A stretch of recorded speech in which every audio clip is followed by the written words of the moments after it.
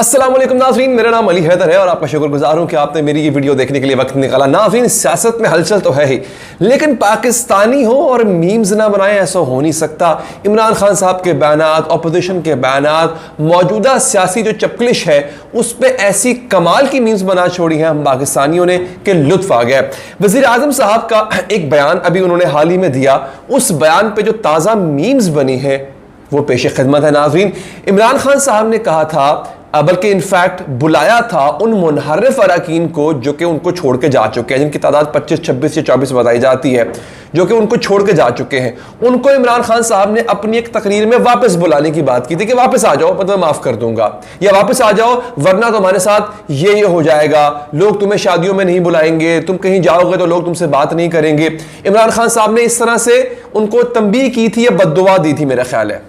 उस पर फिर पाकिस्तानियों ने क्या कमाल की मीम्स बना दी हैं और वो मीम्स मैं आपसे शेयर करने जा रहा हूं। मगर उससे पहले आपसे दरख्वास्त ये है कि वीडियोस को बड़ी मेहनत से बनाया जाता है, बड़े मुख्तलिफ आइडियाज सोचे जाते हैं आपके लिए। हमारी हौसला अफजाई तब होती है जब आप वीडियो को लाइक करते हैं, तो लाइक का बटन दबा दें ताकि हम मजीद आपके लिए ऐसी वीडियोस बनाते रहें। सबसे पहले एक ट्विटर सारिफ ने क्या लिखा, वज़ीर आज़म साहब ने चूंकि ये बात की थी कि वापस आ जाओ वरना तुम्हारे साथ ये होगा कि लोग तुम्हें शादियों पे नहीं बुलाएंगे अपनी। अब एक और साहब है, वसीम अब्बासी साहब, जर्नलिस्ट हैं, उन्होंने एक ट्वीट की, उन्होंने इस पे मीम बनाई। लिखते हैं कि कोई आपको रीट्वीट नहीं करेगा, कोई आपकी वीडियो पर बेल आइकॉन प्रेस नहीं करेगा, ट्विटर आपका अकाउंट वेरीफाई नहीं करेगा, आप लोगों ने पैसों के लिए जमीर बेचे, आप लौटे हैं, आप प्लीज वापस आ जाओ, आपको कुछ नहीं किया जाएगा। ठीक है जी। उसके बाद जो है एक और शख्स है, वहां पे मीम बनी हुई, लिखा हुआ था, वापस आ जाओ वरना सब्जी के साथ धनिया नहीं मिलेगा। लोग यार क्या क्या कर लेते हैं, मतलब पाकिस्तानियों को मीम का अगर अवार्ड होना तो पाकिस्तानियों को मिलना चाहिए, कोई शक नहीं इसमें। अच्छा, उसके बाद ये अगला सुनिए, वापस आ जाओ वरना परचून वाला आपको उधार नहीं देगा। ये भी मजे का था, आपने बताना आपको अच्छा कौन सा लगा। सुनिए आगे, वापस आ जाओ वरना समोसे के साथ दोबारा कोई चटनी नहीं देगा, मुनहरिफ खवातीन अरकान के दुपट्टे भी कोई पीको नहीं करेगा। ये इसलिए कहता हूं वापस आ जाओ। ये भी लोग कमाल कर देते हैं यार, मीम बना रहे हैं। प्लीज इसको सीरियस मत लीजिएगा, मैं इमरान खान साहब और उनकी टीम से भी रिक्वेस्ट कर रहा हूं, ये लोगों ने मीम्स बनाई हैं जो कि मैं यहां शेयर कर रहा हूं बेसिकली। अच्छा आगे जनाब, आगे और भी बढ़िया, वापस आ जाओ वरना डॉक्टर तुम्हें रोज जोर से टीका लगाएगा, वापस आ जाओ वरना डॉक्टर तुम्हें जोर से टीका लगाएगा। अच्छा, उसके बाद एक और यह बड़ी मजे की मीम है, वो किसी ने लिखा हुआ था जहांगीर तरीन साहब की फोटो लगा के कि कारोबार हो तो या कारोबारी हो तो ऐसा, कारोबार हो या कारोबारी हो तो ऐसा कि 5-5 करोड़ के बंदे लेके 20-20 करोड़ में बेच दिए।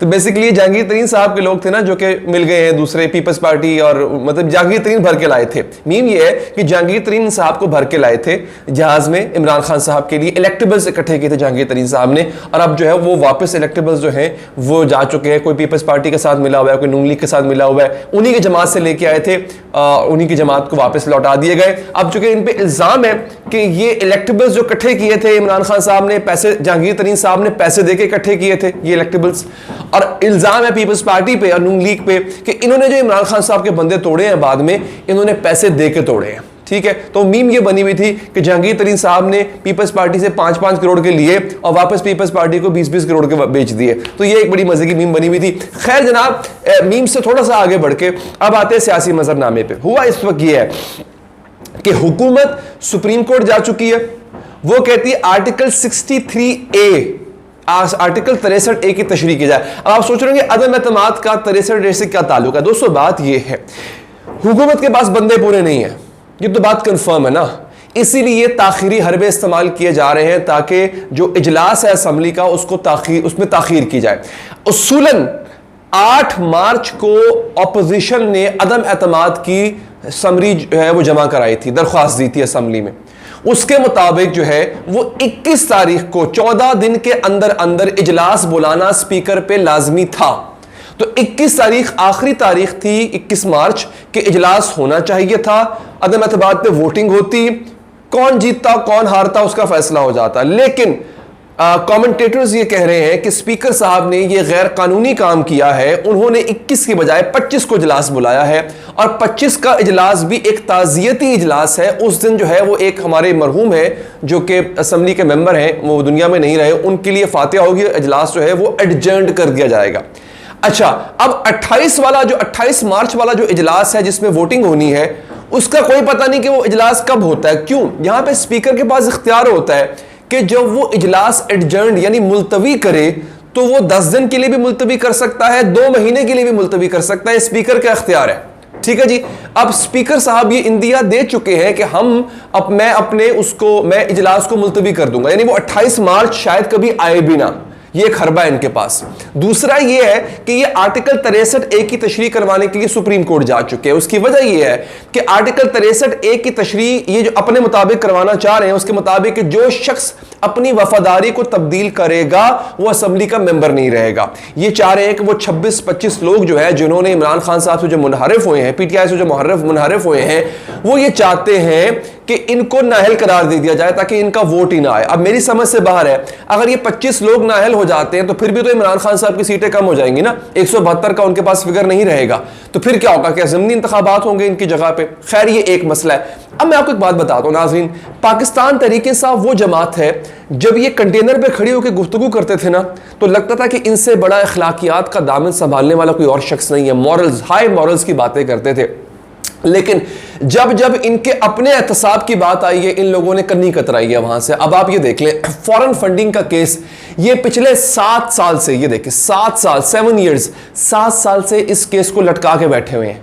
फॉरेन फंडिंग में इनको जवाब देना था कि इनको ये फंडिंग कहां से आई, तहरीक इंसाफ को, इमरान खान को लटकाया हुआ, ताखिरी हरबे, तारीख पे तारीख लेते जा रहे हैं ट्रिब्यूनल से, जवाब नहीं दे रहे, उस तरह से लटका रहे हैं। अब इन्होंने कहा था कि अपोजिशन को खुला चैलेंज है, कोई हमें छोड़ के नहीं जाएगा, ये वो, इन्होंने कितने बड़े बड़े दावे किए थे कि अपोजिशन को हार का सामना करना पड़ेगा। तो भाई बुलाओ इजलास, करो गिनती, करो 172 पूरे, और फिर अपोजिशन को मुंह की खानी पड़ेगी। लेकिन अब करेंगे क्या? इजलास ही नहीं बुलाएंगे, क्योंकि पता है बंदे पूरे नहीं है।